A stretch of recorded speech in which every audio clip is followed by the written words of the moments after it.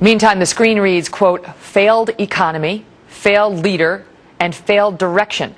Tim Pawlenty releasing a new hard-hitting ad ahead of the Iowa straw poll. Take a look at this. Leaders are going to lead. Just 18,000 jobs last month, well below expectations. We're moving in the right direction. Really disappointing. People won't vote based on the unemployment rate. There are always going to be bumps. Shovel-ready was not as shovel-ready as we expected. A big miss. Stock market has come roaring back. Barack Obama's been so invisible. Is there a risk that the United States could lose its AAA credit rating, yes or no? No risk of that. The United States has just lost its AAA credit rating. Joining me now to discuss it, Monica Crowley, radio talk show host and Fox News contributor, and Dan Gerstein, president of Gotham Ghostwriters and a Democratic strategist. All right, let me start with this. I mean, I think I know where you're going to come at this from, Monica, but let me start with you, Dan. Sure. Do you think that ad's effective? I think the message is an effective critique. I think the execution of the ad, frankly, was mediocre. Really? I think a much better visual and mood setter would have been just having the empty podium and with words flashing on the screen, very understated, to magnify the power of the message, which is that President Obama has been MIA on the economy. And I think Mitt Romney's ad in Chicago, where the tagline at the end is Obama isn't working with this giant billboard, is much more effective ad in making the same point. Do you think it taps into a narrative that we're seeing more and more, though, Monica, even if it could have been done, I don't know, more effectively, as Dan says? Does it tap into a growing narrative?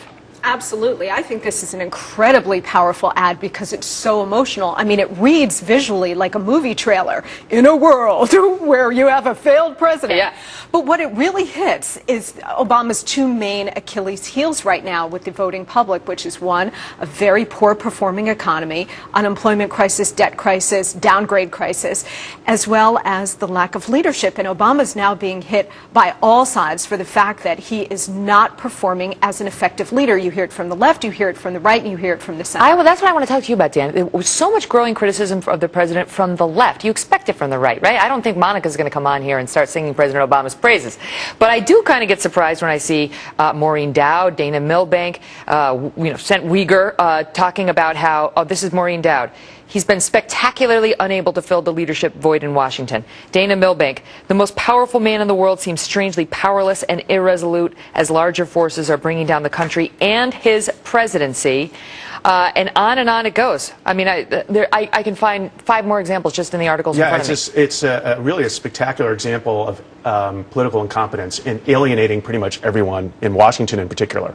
And he alienated the left because he tried to compromise and he didn't toe the hard line on the left principles. If he had done that, nothing would have gotten done. So how can the left be, I mean, they must see that. I think the common critique across the political spectrum is an issue of strength. The president has not been strong. The Republicans will have their view and perspective of why he hasn't been strong, and the left will have its view of why he hasn't been strong.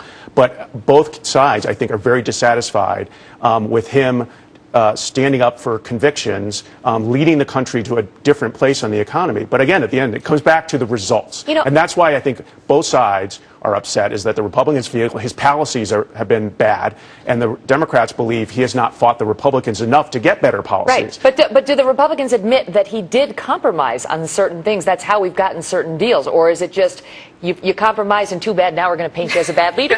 Now you're a bad leader. There is a widely held perception. I mean, forget about the Washington leadership for a second. There's a widely held perception among the American public that this is not a strong, resolute leader, that he is in fact weak. And when you look back at Bill Clinton, his tenure, there was a time where Time magazine called it the incredible shrinking presidency, that Bill Clinton was sort of tinkering around the edges and talking about school uniforms and very small bore things. But he made people feel like he felt their pain. He came back. He was able to sort of get it together, work with Republicans, do compromise on welfare reform and a whole range of issues that brought the economy back and sort of reinforced the perception that he was a strong leader. We have not seen that yet from Barack Obama, and frankly, I'm not sure he has it in him. Well, the big difference between Barack Obama and Bill Clinton is that when President Clinton was in his trough, he had to compromise, but he also had to kind of draw a distinction with Republicans. He managed that balancing act of getting things done like welfare reform and balancing the budget, but still beating the heck out of the Republicans when he thought they were wrong.